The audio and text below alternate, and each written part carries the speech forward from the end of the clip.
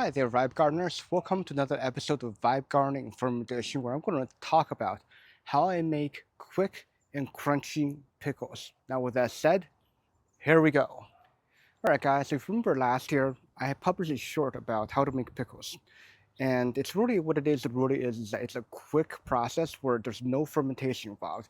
It's just vinegar, brine, pickling uh, cucumbers, really, and making it into a refrigerator stable pickle that's fast, easy, and actually delightful to consume. Now, for someone like me who's had some on and off issues with blood pressure, it's one of the best ways for me to have something salty and yet not too much sodium to become a problem for my health. And it's just, I mean, they're gone. I kind of just chew through them. They're absolutely delicious. And so I'm kind of going to go over what actually makes the pickle crunchy and what makes this really good. Talk about the cucumbers I have, and go again rehash a little bit on the whole process I go through. And if you want a short version of it, it's literally a short. I'll link below that you can watch. And I'll also jot down the ingredients of everything down below. Now, with that said, let's go to it. All right, so let's talk a little bit about what makes pickles crunchy, especially in the way I do it, which does not involve fermentation.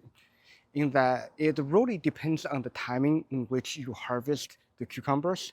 In that the more how to put it, the more mature the cucumber is. If it's kind of past going to the real high maturity, it's going to be less crunchy. So you want to really harvest a cucumber before it's too ripe, essentially. And another thing that you can do with the to make it more crunchy is have the right variety of cucumbers. Now, for me, we kind of have variety uses. So my cucumber is actually not geared towards pickling, so the skin doesn't really support that crunchy pickle as much as cucumber. I mean, pickling specific cucumbers. And so I go into that when I just talk about my cucumbers. And then the third thing that really matters is the whole process is cold. Because if you do things when the temperature gets above 80 degrees for the cucumbers, really, and especially if you're pouring hot brine into the pickling jar, that pickle will become softer. Because it's going to get cooked, right? When you cook cucumbers, they get softer. So you want to avoid at all costs to give it that semi-cooking effect. So all those things will really contribute to a much crunchier uh, pickle. And also, let's not forget, you want to use non-expired vinegar. You want at least that 5% acidity, really, to help you get um, that taste. So whether it be white vinegar or distilled white vinegar or it be apple cider vinegar, you want it to be not expired vinegar to make it crunchy. All right, if you guys remember, this is my cucumber plant that I have here by the Cucumber Moonshot experiment location. This is a Poinsett 76 cucumber, which by the name it suggests is that it's actually a super nerdy name for this cucumber because, well, it is the name of experiment. And if I remember correctly, it's an experiment in Cornell University that was done in 1976, since the name 76. Yeah, I know. It's that dorky. So this is actually designed to be a market slicer cucumber that is great for making salad, chopping up, basically to eat raw in your day-to-day eating in your diet, essentially. It's not particularly made well for pickling, though it can be used for pickling in that the skin is not extremely thick, in that if it's been sitting in the brine for between 1 to 2 months, it starts getting soft.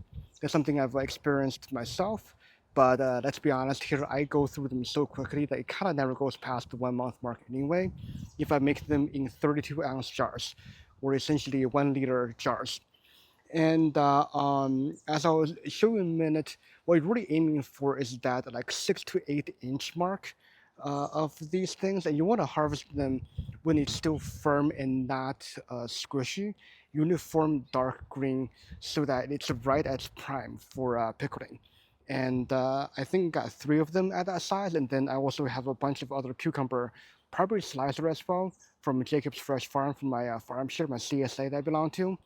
And I will be pickling them together and putting them into my, I'm guesstimating it's going to make a 32 ounce or 1 liter jar of pickles. So as I mentioned, we got two of these beauties right here. This one's still a little tapered, but I still think actually earlier might be better than later because of the crunchiness of the skin.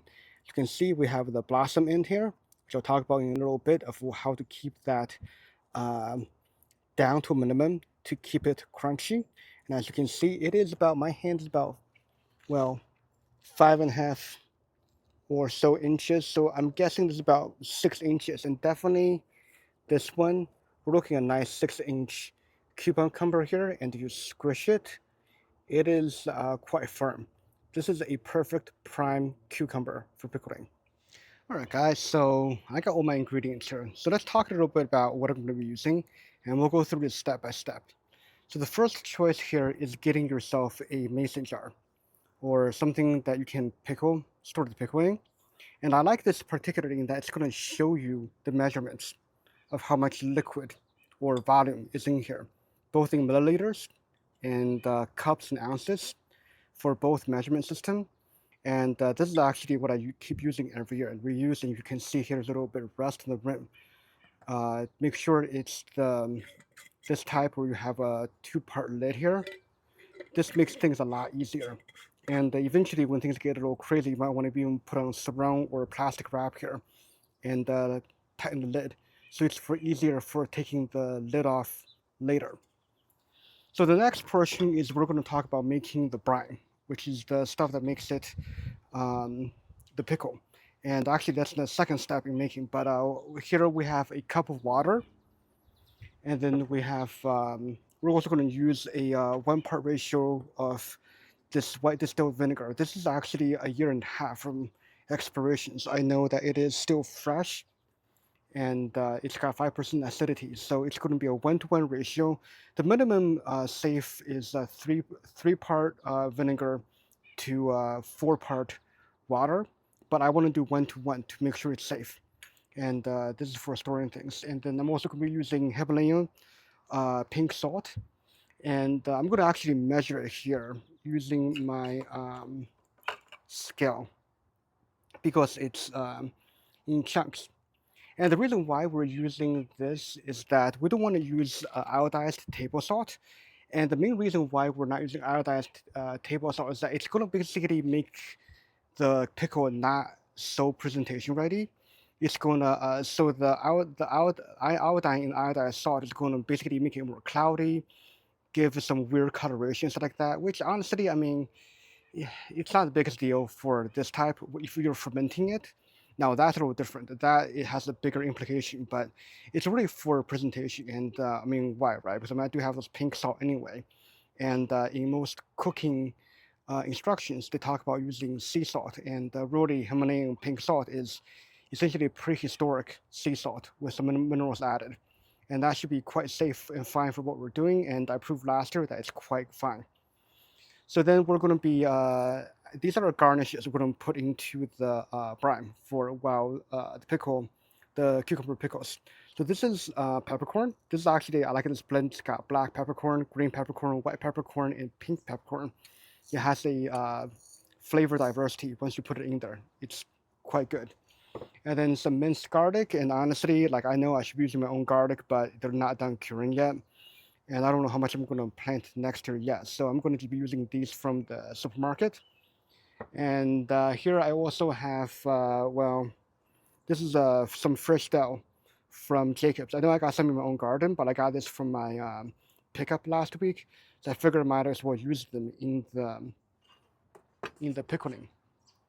So, and obviously I got some more pickles from the farm pickup. As you can see, these are huge. And from looking at the size of it, I'm pretty sure these are slicers. I mean, what else can it be? Look at that massive behemoth cucumber in there. So I'll throw them all in there. And like I said, it's going to be really, I'm going to consume them fast enough that it's not going to be a problem that these are not actually pickling cucumbers. All right, so the first thing we're going to do is we're going to pack the bottom of this pickling jar with the garnishing there. That's going to give it some herbal flavors to make it a classic dill pickle. So first thing we're going to do is we're going to put in about approximately 1 to 2 cloves worth of garlic here, minced garlic, which is I think the container says it's about 1 teaspoon per clove.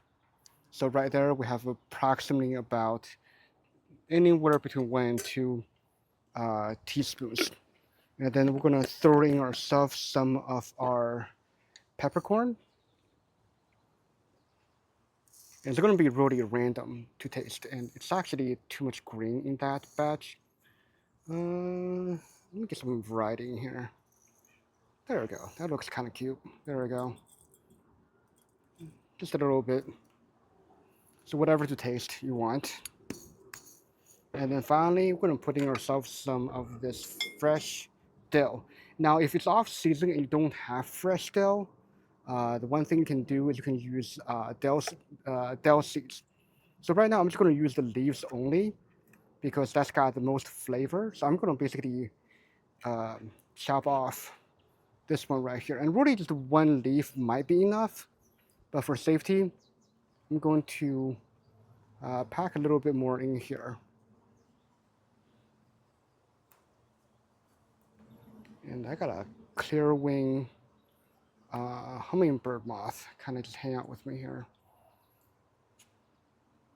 So once you get that, you might want to chop it down a little bit. You don't have to. I mean, I'm doing this just because it kind of distributes the flavor a little better. Not a huge deal.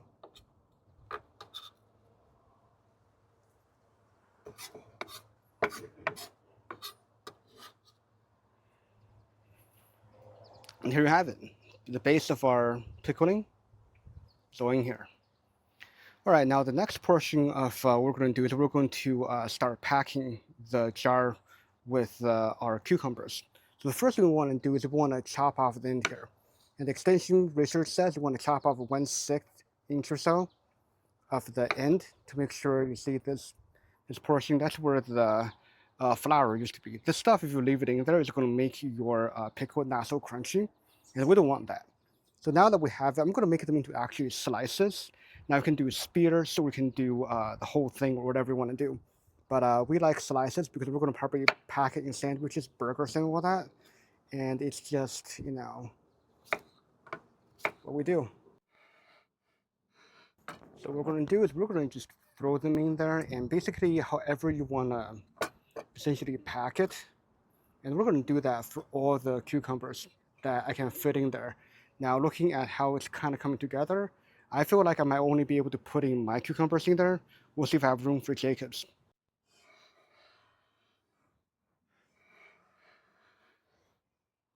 Oh, right. I don't think I have the room for Jacob's cucumbers, even if we kind of just, you know, juggle them around in here a little bit. Honestly, there's really no room. So, note to self, 3 Poinsett 76 cucumbers is going to get you a full 32-ounce jar right here, or 1 liter. All right, the next thing we're going to talk about is we're going to talk about making the brine. So right here, what we do is we have about the measuring cup and scale. And really right now it is configured, well, it is on set right now.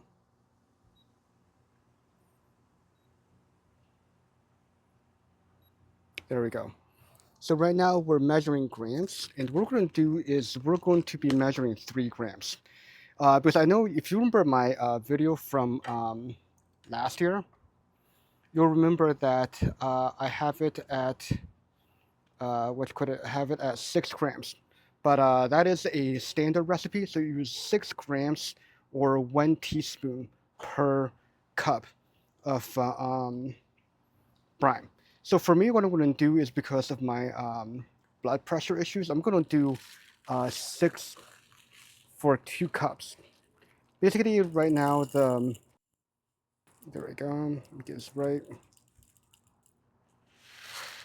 Yep, that's 5.99, or basically 6 grams of salt. The reason why I'm reducing it to half is that I'm trying to make this a low sodium variant of it, and having 3 grams of salt per cup of liquid is pretty much what we're going for. And we're going for, so for right now, as you can see, we have 32-ounce jar with cucumbers in here.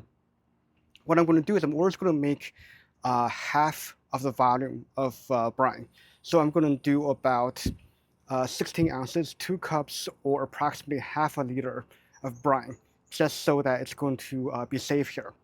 So what I'm going to do is I'm going to take this, dump it in here, and what I'm going to do is, because of the nature of this, I'm going to use the least amount of liquid possible. As you can see here, I'm only using about maybe 50 milliliters, or about 1 ounce of fluid. And I'm just going to use this and bring it to a boil, because essentially what I'm going to have to do is I'm going to have to cool this down, right? So you'll see here, once I bring this to a boil, and by that point I would have the salt basically dissolved. Basically, the whole point of boiling this is to have a even dissolving of the salt here. All right, guys, so as you can see, the salt is completely dissolved in here. And what I've done here was actually putting an ice cube here into this other second measuring cup. It's about two cups here, or half a liter. So what I'm going to do is I'm going to pour it right over the ice, and that's going to cool it down significantly faster. What I'm going to do now is I'm actually going to just stirring the ice cube, melt that as much as possible, and then I'm going to fill it to the 1 cup mark, or the 250 milliliters mark. And that way I'm kind of making sure that I'm boiling the least amount of water. And as you can see, I use a lot more water than I originally putting of 1 ounce. And part of that is that, salinity speaking, the salt will only dissolve with so much water. And once that balance gets tipped off, it will no longer dissolve. So once we put this in here, this will bring it to be about 8 ounces or so, or 250 milliliters. And now we're going to add in our vinegar. We're going to go all the way up to the 16-ounce mark. And there we have it. We have now a 1-to-1 ratio of 5% acidic vinegar with just enough, the same amount of water here, with 3 grams per cup of salt, or total of 6 grams here. And then we'll take our cucumbers, and we'll fill this. Yes, this is room temperature now. I'm going to just pour it in. There we go. I only have a tiny bit of brine left, not much at all. And I'm going to actually top it to the very tip up here. Perfect. Final step, just going to lay on the jarring lid, which from my shirt, you know, it's not the easiest thing. And here we have it. We have it tightly packed. And then we can basically just give it a little bit of shake to get the garnish really mixed in there. Everything shaken up. And here we have it, classic pickled dill with garlic first. All right, guys, so now you have a proper explained video of how I make these classic dill pickles.